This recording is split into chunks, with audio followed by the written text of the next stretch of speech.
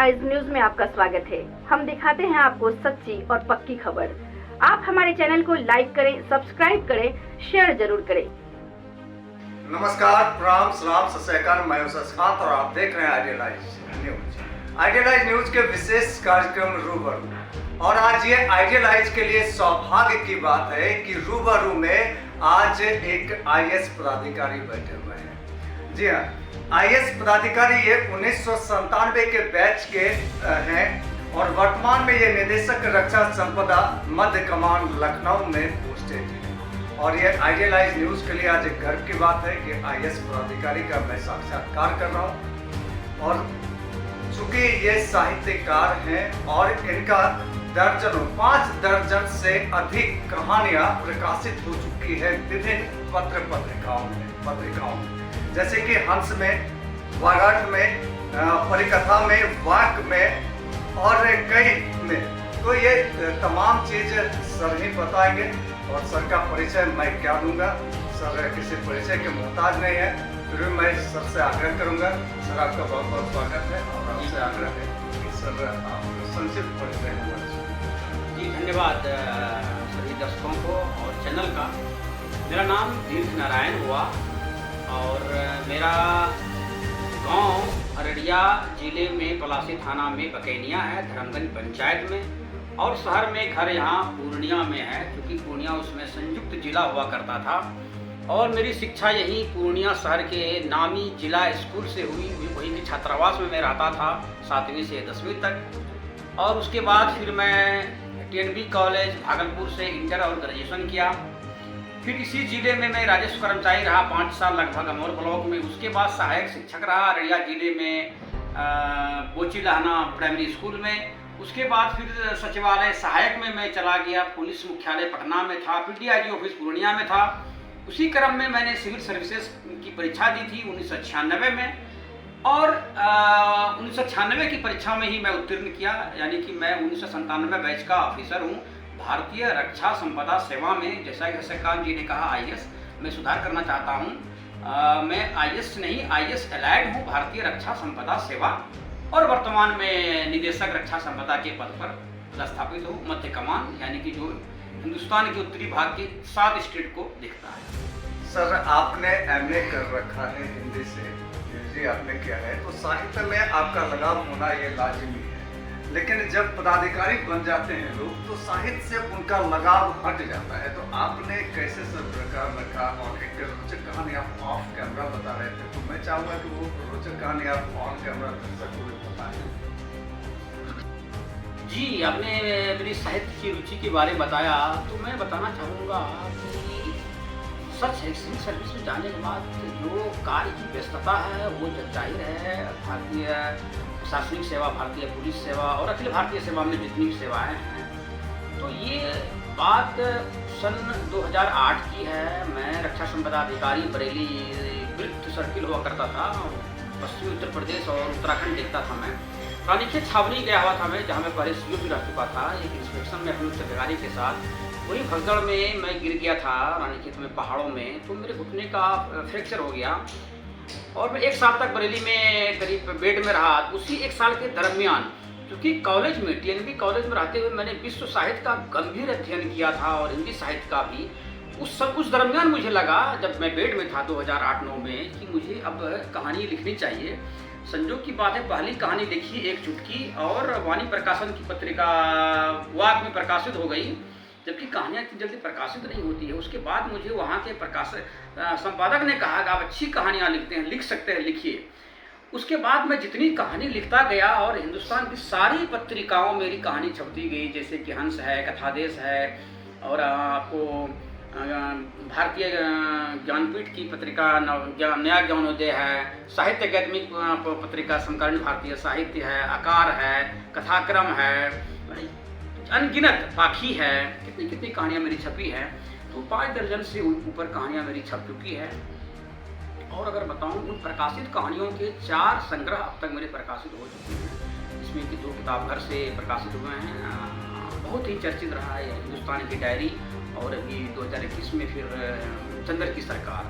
और अभी पिछले 3 साल से मैं एक उपन्यास लिख रहा था, राम घाट में कोरोना। और ये मेरा पहला उपन्यास है, बृहद उपन्यास है। तो ये मेरी साहित्यिक यात्रा है। आपने कहा कैसे लिखना शुरू किया, तो ये मैं कह सकता हूँ कि जो मेरा फ्रैक्चर हुआ था वो एक जो समय था 1 साल, तो मुझे अब लग रहा है कि शायद कोई शक्ति है जो कि मेरी साहित्यिक रुचि को बाहर आना था। तो ये फ्रैक्चर शायद इसीलिए हुआ था क्योंकि ये एक साहित्य के लिए एक प्रस्फुटन काल था। ये अमूमन देखा जाता है कि जब लोगों के साथ में कोई घटना या दुर्घटना घटता है तो वो विमुख हो जाते हैं, दुनिया से दूर चले जाते हैं। लेकिन सर जो है जब इनका फ्रैक्चर हुआ और इनके साथ में घटना घटा तो ये साहित्य की ओर उन्मुख कर गए। तो सर अभी आपने कहा कि राम घाट में कोरोना, यही बुक है आपका? जी, राम घाट में कोरोना आपने अभी वर्तमान में लिखा है। तो सर इसको जब मैं उल्टा रहा था तो इसमें मैंने देखा कि आखिरी पन्ने में जो होना चाहिए वो मैं प्रथम पन्ने में जिक्र करता हूँ। इसमें शायद आपने किसी का जिक्र किया है, मैं चाहूँगा कि वो कौन है, उनके विषय में थोड़ा सा चर्चा करते हैं। आप किनके बारे में आप कहना चाह रहे हैं? आप शायद अपने पुत्र के विषय में। अच्छा, देखिए मैं कहूँगा ये जो मेरा पहला बृहद उपन्यास है, अभी किताब जो प्रतिष्ठित नामचीन प्रकाशक हैं किताब घर प्रकाशन नई दिल्ली, उन्होंने प्रकाशित किया है ये उपन्यास है। और इसे सारी जो कोरोना काल में भारतीय जनमानस, भारतीय जिंदगी के जो विभिन्न पहलू हैं, एक विहंगम चित्र है, उसका मैंने ये चित्रण इसमें किया हुआ है। बिल्कुल ही औपन्यासिक एक शैली में, साहित्यिक मूल्य के साथ, लिटरेरी वैल्यू कह रहे हैं। इसमें वस्तुतः इस उपन्यास में मैंने जीवन की खोज दिखाई है। अब अगर आप कहें मैं उसको बताऊं कि मैंने क्या लिखा है, शुरू में मैं बताऊं विश्व साहित्य में आज क्या है कि इनोवेशन है, नई चीज़ें हैं, मानव में लगातार खोज हो रही है, मानव मूल्य में, मानव समाज में, मानव के अंदर में, मानव की सोच में। तो वेस्टर्न लिटरेचर से हम अभी काफ़ी दूर हैं। तो मैं अपने आप को ये मान रहा हूँ कि हमने इसमें एक मानव की जो जिजीविषा है और संघर्ष है, मानव की जीत है, जो मानवीय मूल्य की जीत है, वो मैंने दिखाया है। अभी आपने कहा कि शुरू में लिखा है, शुरू में देखिए जो मेरे तरफ से जो लेखकीय है उसमें मैंने जिक्र किया है अपने पुत्र अमित कुमार का। वो दिल्ली यूनिवर्सिटी से उन्होंने ग्रेजुएशन किया है और फिलोसफी से MA किया है, वहीं से टॉपर रहा है, JRF होल्डर है, ऑल इंडिया टॉपर यूजीसी में। अभी PhD कर रहा है बुद्धिज्म में लखनऊ यूनिवर्सिटी से। तो मैं कह रहा हूँ कि उपन्यास के लेखन काल में, क्योंकि मैं ये 25 मार्च 2020 को लिखना शुरू किया था जिसने लॉकडाउन लगा था। तो उस दरमियान मेरे पुत्र से मेरा काफ़ी डिस्कशन होता था क्योंकि उनका जीवन दर्शन के प्रति उनका आइडिया बहुत विस्तृत है। तो इसीलिए मैंने जिक्र किया है कि मेरे दृष्टिकोण को प्रभावित करने में, बढ़ाने में मैं कह सकता हूँ उसका योगदान रहा है। इसलिए मैंने कहा है कि सिर्फ पिता ही गुरु नहीं होते हैं, पुत्र भी गुरु हो सकता है। तो मैंने यही कहा है इसमें। अच्छा, इसमें आपने जिक्र किया है। तो सर ये नज़र हमारा चला गया था वहाँ, इसलिए हमने ये सोचा कि दर्शक तक ही चलेगा। तो सर अब थोड़ा सा साहित्य से मैं भटकाना चाहूँगा सर। जी बताइए सर। साहित्य से ये भटकाना चाहूँगा कि अमूमन जो भी IAS पदाधिकारी होते हैं या जो भी इंसान होते हैं वो अपने घर में अशोक स्तंभ, तो आज तक मैंने नहीं देखा सर कि अशोक स्तंभ बना करके। अभी जैसे ही मैं कैंपस घुस रहा था तो मैंने देखा कि आपके कैंपस में अशोक स्तंभ है। और खैर गार्डन तो ये आम बात है, लेकिन अशोक स्तंभ ये सर मेरे लिए एक अजब सा फील था। तो सर ये क्या सोच करके आपने बनवाया और ये क्या संकेत देता है? देखिए मैं इतिहास का छात्र रहा हूँ, मैंने MA इतिहास से किया। बाद में जब मैं मुख्य अक्षशासी अधिकारी रामगढ़ छावनी था झारखंड में, तो फिर मैंने रांची यूनिवर्सिटी से PhD किया इतिहास में, प्राचीन कालीन भारतीय सैन्य व्यवस्था में। तो देखिए इतिहास में इतना जुड़ाव रहा है। मैं आज भी मानता हूँ सम्राट अशोक है अपने समय में, उस जमाने में 300 शताब्दी पूर्व BC में पूरी दुनिया में उस सोच का कोई सम्राट नहीं था। जन कल्याण के प्रति उनका जो एक समर्पण था, उनकी जो एक अन्वेषण था, वो लाजवाब है। आज मैं कह रहा हूँ दुनिया का पूर्ण प्रजातांत्रिक देश आज से 2500 साल के बाद जन कल्याण के उस प्रतिमान को, फॉर्मेट को, पैमाने को छू नहीं पाया। उस सोच को उन्होंने जो अपने शिलालेख में कहा है हर जगह, मैं चाहे अपने कार्यालय में हूँ, किचन में हूँ या सैन्य कक्ष में हूँ, रात में हूँ, दिन में हूँ, जनता मुझे कभी भी आवाज़ लगा सकता है। आप देखिए उस ज़माने में उन्होंने पथिकों के लिए, वणिकों के लिए, आचार्यों के लिए, विद्यार्थियों के लिए क्या क्या नहीं किए थे। धर्मशाला, सड़क, सारी चीज़ें। ये जो अशोक स्तंभ है उन्हीं की देन है। ये एक सत्यमेव जयते का प्रतीक है। तो मेरी आस्था रही है, मेरा प्रेरणा स्रोत रहा है अशोक स्तंभ आगे सत्य के मार्ग पर चलने के लिए, सत्य के लिए लड़ने के लिए। तो इसीलिए जयपुर से मंगा करके ये अशोक स्तंभ छोटा लग रहा है, अदरवाइज 5 क्विंटल का है। जब मैं यहाँ लगा रहा था अपने घर में तो कई, मुझे लग रहा है 10-15 लोगों ने उसको उठा करके ट्रैक्टर से, ट्रॉली से, कैसे चेन से पुलिंग करके तब लगाया है मैंने। तो ये तो मेरे समझिए कि मेरी दृष्टि का वो एक स्तंभ है। दृष्टि का स्तंभ जी। तो सर अशोक स्तंभ से बहुत कुछ लिया गया है, राष्ट्रीय चिन्ह जो जो लिया गया है। सर मैं चाहूँगा चूँकि आप पदाधिकारी हैं, आप अच्छे से जिक्र कर सकेंगे कि क्या क्या लिया गया है सर इस स्तंभ से हमारे भारत देश में। देखिए अशोक स्तंभ से पहली बात तो है सत्यमेव जयते, जो हमारा एक राष्ट्र वाक हुआ करता है, वो यहाँ से लिया गया है।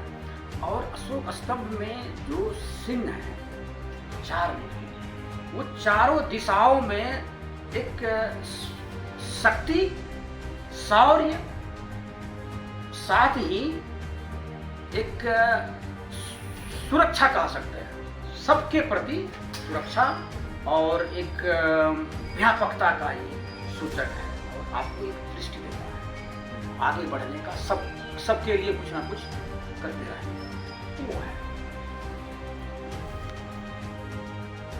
आपने बहुत सारी कहानियां लिखी और जो कहानी आपने लिखा है उसमें ऐसा कौन सा कहानी है जो आपको रोमांचित करता है, बार बार उस कहानी के विषय में आप सोचने पे मजबूर हो जाते हैं और अंदर से जो है वो रोमांचित कर देता है सर? ये देखिए उत्तराखंड में काफ़ी रहा हूँ, 10,000 फीट से ऊपर में ना, वहाँ बर्फ के नीचे एक जंतु और पौधा दोनों का मिश्रित एक छोटा सा जीव होता है, इस अंगुली के भी 1/4 जैसा, यासा गंबू।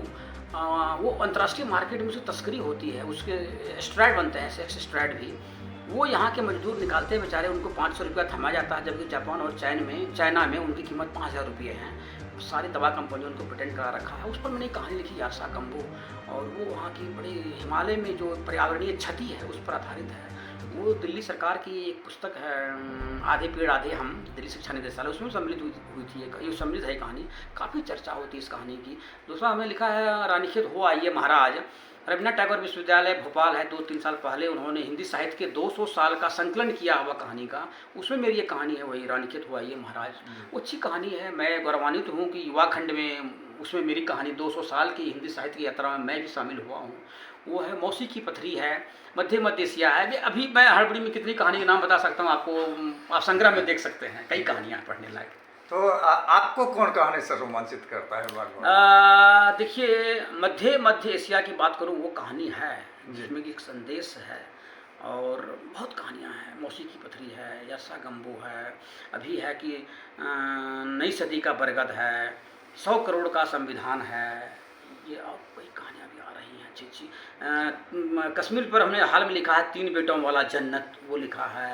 एक महिलाओं पर, लड़कियों पर हमने कहानी लिखी है, आपको मेरी भी सुनो डार्विन। वो सब कहानियों को पढ़ेंगे तो आपको लगेगा कि नई दृष्टि है साहित्य में। जी धन्यवाद सर। एक तीखी सवाल मैं करना चाहूँगा सर, और सच्चा सवाल।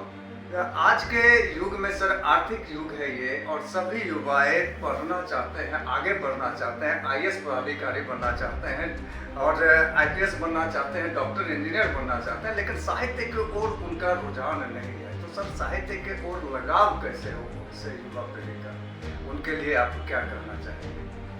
देखिए मैं बताना चाहूँगा दर्शकों के लिए और जनमानस के लिए, सबको ये लग रहा है अभी कि साहित्य संकुचित हो चुका है या शुरू हो चुका है। बहुत तो ये मान रहे हैं कि ये खत्म हो चुका है, इसकी जरूरत नहीं है। लेकिन मैं स्पष्ट करूँगा, जब तक धरती में मानव है, मानव समाज है, मानव सभ्यता है, साहित्य जिंदा रहेगा। क्योंकि साहित्य मानव की सबसे अधिक सार्थक अभिव्यक्ति है और ये उत्कृष्ट माध्यम है मानव की सोच और दृष्टि को आगे की पीढ़ियों के लिए संचालित करने के लिए। ऐतिहासिक स्रोत को रूप में अगर देखिए, साहित्य सबसे बड़ा स्रोत होता है। तत्समय के समाज, राजनीति, धर्म, संस्कृति, लेकिन बात रही कि आजकल के युवा, ये बात सही है। देखिए आपाधापी नहीं है, आप कह सकते हैं लोगों के पास अभावग्रस्तता, दुश्वारियाँ, जिंदगी जीने में जो एक आपाधापी आई है, बेचैनी आ गई है। आधुनिक काल के साथ साथ जीने की जो प्रक्रिया है, जो शैली है, जीवन शैली, उसमें जो बदलाव आया है, आर्थिक मोर्चे पर हर आदमी जो असुरक्षित महसूस कर रहे हैं, जो आर्थिक असुरक्षता जो महसूस कर रहे हैं, इससे एक दौड़ शुरू हुआ है अपने को सुरक्षित करने के लिए। आर्थिक तौर पर वो एक बड़ी दौड़ है। हर आदमी कहिए कि समाज में, व्यवस्था में परेशान सा है। इतने नियम, इतने कानून, थाना, पुलिस, समाज, ईर्ष्या, जलन, लेग पुलिंग, और समझिए कि पूरा समय किसी का भी, चाहे बच्चा हो, विद्यार्थी हो, अधेड़ हो, बुजुर्ग हो, लगभग समय समझिए दुनिया में तो कम कहूँगा, मैं हिंदुस्तान में हूँ, हिंदुस्तान में हिंदुस्तानियों का अधिकांश समय बेवजह परेशानियों के निवारण में निकल जाता है। साहित्य के लिए समय कहाँ है? पुनर्जागरण कब आया था? 14वीं-15वीं शताब्दी में इटली में। ये कैसे शुरू हुआ था? इटली का व्यापार पूरी दुनिया में बढ़ा था। वहाँ जिन लोगों को फुर्सत का पल मिला, फुर्सत के क्षण में उन्हें एक तर्क का जन्म हुआ कि क्यों, क्वेश्चन मार्क करने लगे, तो वो पुनर्जागरण आया। फिर आधुनिक काल आया, वहाँ से शुरू हुई, हमारे यहाँ से नहीं हुई, स्वीकार करना पड़ेगा आपको। तो हम आज भी उस पोजीशन में नहीं हैं कि स्वतंत्र रूप से कुछ सोच सकें, खाली समय हो, कुछ रचनात्मकता का एक एहसास हो, कुछ लिखें।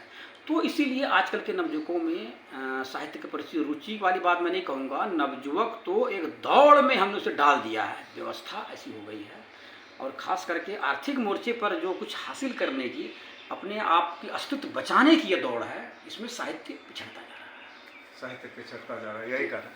सर अभी आपने जिक्र कर दिया इतिहास की, तो चूंकि इतिहास में मैं भी इंटरेस्टेड हूँ, तो इतिहास में जो ऋग्वैदिक कालीन में जो साहित्य था, उसके बाद गुप्त काल में जो साहित्य है, और अभी का जो साहित्य है, सर इसमें आप क्या अंतर पाते हैं और कैसे बदलाव हुआ है? सर इस विषय में मैं चाहूँगा थोड़ा। देखिए, मैं इतिहास का छात्र हूँ, मैंने पीएचडी करा है, इतिहास गंभीर अध्ययन है। सबसे पहले बता दूँ, आप रामायण महाभारत को जिस रूप में भी लेते हैं जी, लेकिन ऐतिहासिक तौर पर वह एक महान साहित्यिक रचना है रामायण। इसको वाल्मीकि जी ने लिखा, बाद के और कई लेखकों ने इसमें योगदान दिया। उसे महाभारत को व्यास जी ने लिखा, बाद में और कई लोगों ने योगदान दिया। लेकिन आप इसको जान लीजिए, दुनिया में ऐसी साहित्यिक रचना मैं आज तक नहीं मानता हूँ जैसा रामायण और महाभारत। आप इसे धर्मग्रंथ मानते हैं, ये उस लेखक की सफलता है कि उसके पात्र आज हमारे भगवान हैं। तो ये लेखक की सफलता है। तो उस काल में मैं बता रहा हूँ आपको कि गुप्त काल में, और आपको मौर्य काल में, गुप्त काल में, बाद के काल में भी साहित्य की जितनी रचनाएं हुई, दुनिया में वैसी रचनाएं नहीं हैं। संस्कृत में खासकर रचनाएं हुई। कालिदास, मैं मानता हूँ आपको, कालिदास अपने समय में जो लिखा, उस जमाने में कोई लिख नहीं पाया होगा। बहुत बड़े मतलब कि एक लेखक हुए, कवि हुए। बाद के काल में भी हिंदुस्तान का देखिए, प्राचीन काल तो हमारी साहित्यिक रचनाओं से भरा पड़ा है, मध्यकाल भी। अब तुलसीदास है, उसका रामचरितमानस को लेकर लोगों ने विवाद किया, ये चौपाई क्यों है, ये क्यों है, ये क्या है। उन सारे चीज़ों को दरकिनार करते हुए मैं बता रहा हूँ, तुलसीदास जी एक महान लेखक थे। उनकी रचनाएं, एक पात्र राम जी को लेकर उन्होंने जो एक रचनाएं की है पदावली में, वह गंभीर रचना है। हम लोगों के लिए वो एक साहित्य है। अच्छा है कि लोग इसे धर्मग्रंथ मानते हैं, पाठ करते हैं, उससे उसे संतुष्टि मिलती है। तो प्राचीन भारत समृद्ध रहा है साहित्य से, लेकिन जो समृद्धि थी साहित्य की, मैं कह रहा हूँ कि मुझे तो लग रहा है कि आज़ादी के बाद गिरावट वैसी समृद्धि आई नहीं। प्रेमचंद जी हैं, रेणु जी हैं, उनके बाद के काल में और भी कई लेखक हुए, जैसे कि अब कवि में देखिए, पंत जी हैं, निराला जी हैं, जयशंकर प्रसाद हैं, महादेवी वर्मा हैं, बच्चन जी हैं, कई लोग हैं। और साहित्य में, उपन्यास में आप श्रीलाल शुक्ल हैं, और भी कई लोग हैं, मैत्री पुष्पा जी हैं, कृष्णा सोबती जी हैं, अमृता प्रीतम है, ना जाने कितने नाम है। उधर मंटो चले गए पाकिस्तान, इकबाल थे। इन सारे लोगों की अगर बात करें, ये लोग उत्कृष्ट लेखक हुए हैं। लेकिन मैं अभी भी मानता हूँ हिंदी साहित्य का जो एक उत्कृष्ट है वो आना बाकी है, ताकि हम विश्व स्तर के साहित्य से हम मुकाबला कर पाएँ। आप खुद मान लीजिए ना, लगभग 140 करोड़ हमारी आबादी हो चुकी होगी। सन 1913 में रविन्द्रनाथ टैगोर जी को मिला था साहित्य का नोबेल पुरस्कार, पहला हिंदुस्तानी, और आज तक किसी को नहीं मिला है। आप खुद आंकिए, 135-40 करोड़ की आबादी वाला देश और दोबारा आपको नहीं मिला है, तो क्या आप सिर्फ यह आरोप लगाएंगे हमारे प्रति भेदभाव करता है दुनिया? नहीं, आपका स्तर वहाँ तक पहुँचनी चाहिए, सोच में वो बदलाव होना पर साहित्य में भी नहीं आ पा रही है, क्योंकि हमारी मन स्थिति जो जिस लेवल में हम सड़क पर हैं, गली में हैं, मोहल्ले में हैं, समाज में हैं, दृष्टि वैसे ही पनपेगी। तो ये कारण है कि हमारे साहित्य में वो उत्कृष्टता अभी तक आनी बाकी है। अभी तक आने बाकी है सर। तो साहित्य में उत्कृष्टता आए, इसके लिए क्या आपके विचार है, ये कि कैसे उत्कृष्टता है? देखिए, मैं जो लेखक तौर बता रहा हूँ, जी। मैं बता रहा हूँ, देखिए मैं एक अच्छा प्रशासक रहा हूँ, रक्षा मंत्रालय में मेरी अच्छी उपलब्धियाँ रही हैं। आप अगर उधर कैमरा ले जाएं, मुझे 3 बार आर्मी कमांडर अवार्ड मिला है, 3 बार। जैसा दिखाइए ये प्रशस्ति पत्र जो लगे हुए हैं, तो ये हमारे सेवा में किसी को भी 3 बार नहीं मिला है। और आप ये देखिए, हमने जो रानीखेत छावनी में काम किया था, तो उसकी प्रशंसा में आगे, अगर आप थोड़ा और आगे चले जाएं, उसका हेडलाइन पढ़िए अगले वाला समाचार का। अगले वाले समाचार पे दिखाया जा सके कैमरा, सबसे आगे इस कैमरा यहाँ पे आ जाए, यहाँ पे दिखाए, ये यहाँ पे लिखा हुआ है, निकम्मे जनप्रतिनिधियों को पीछे छोड़ गया एक अधिकारी। तो ये सुनील रौतेला जी का रिपोर्ट है और इसमें पूरा डिटेल्स इनके विषय में दिया हुआ है। यहाँ पे प्रशंसा पत्र इनको मिला था general officer commanding in chief मध्य कमान के द्वारा। इन्हें ये भी प्रशंसा पत्र मिला था जो है general officer commanding in chief मध्य कमान के द्वारा है। और ये एक प्रशंसा पत्र जो आप देख रहे हैं, ये है general officer commanding in chief मध्य कमान के द्वारा भी। और ये जो है सवाल पहाड़ में तीसरे मोर्चे की विश्वसनीयता के साथ हेडिंग के साथ छपा था। और इनमें लिखा हुआ है, राज्य सरकार ने करोड़ों रुपया को सुहा कर मुख्यमंत्रियों के सम्मेलन के लिए सजाया संवारा था। यूं भी पर्यटन नगरी होने के नाते नैनीताल की स्थिति बाकी शहरों के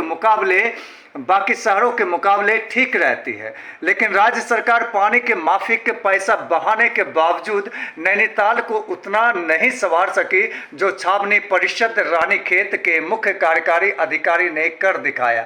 ये अधिकारी कोई और नहीं, ये अधिकारी डॉक्टर दीर्घ नारायण सर हैं, इनके विषय में लिखा है। और यहाँ पे नीचे और भी लिखा है कि पूरा रानीखेत इन दिनों नई दुल्हन की तरह चमक धमक रहा है। यानी इन्होंने जो काम किया था उनके विषय में यहाँ पे लिखा हुआ है। पूछने पर ये कहते हैं, डॉक्टर DN यादव जी का नाम लिया गया था कि रानीखेत कैंटोन बोर्ड के नए मुखिया हैं। अच्छा लगा कि एक अधिकारी ने वह कर दिखाया जो हमारे नेता कर पाने में विफल रहते हैं। सोच रहा हूँ कि इन 8 दिन पहाड़ों में जो कुछ देखा, समझा, सुना, पाया उसे लिख डालूं तो शायद अगली बार मेरी बात पहाड़ पर विस्तार से हो। ये संडे पोस्ट का संपादक, ये दिस संडे पोस्ट का संपादकीय है। और ऐसे तमाम चीजों में इनका आना ये अपने आप में एक मायने रखता है। तो आइए फिर मुखातिब होते हैं हम इनसे।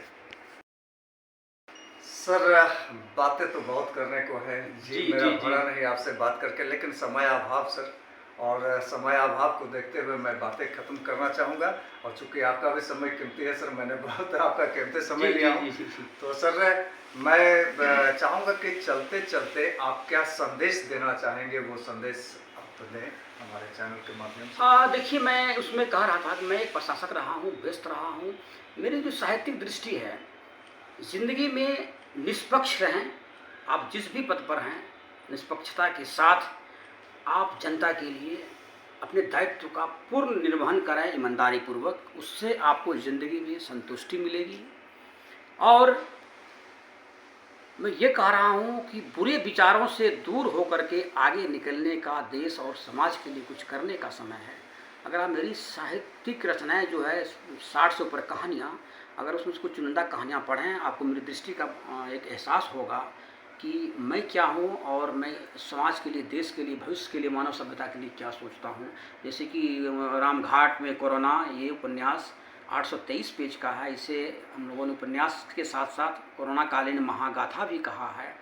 इसमें आप एक संपूर्ण हिंदुस्तान को देख सकते हैं, वही मेरी दृष्टि है। और दर्शकों के लिए, अपने भाई बंधुओं के लिए, बहनों के लिए यही संदेश है कि जीवन में कुछ लक्ष्य तय कीजिए, ईमानदारी पूर्वक आगे बढ़िए और अपने समाज के लिए, देश के लिए कुछ कीजिए, अपने दायित्व का ईमानदारी पूर्वक निर्वहन कीजिए। जय हिंद, जय भारत। तो ये थे मेरे साथ आज बड़े गर्वान्वित से मैं कह सकता हूँ कि IAS पदाधिकारी दीर्घ नारायण सर। तो इसी के साथ मैं तमाम सूर्य दर्शक को प्रणाम करता हूँ, सलाम करता हूँ, सत श्री अकाल करता हूँ। जी।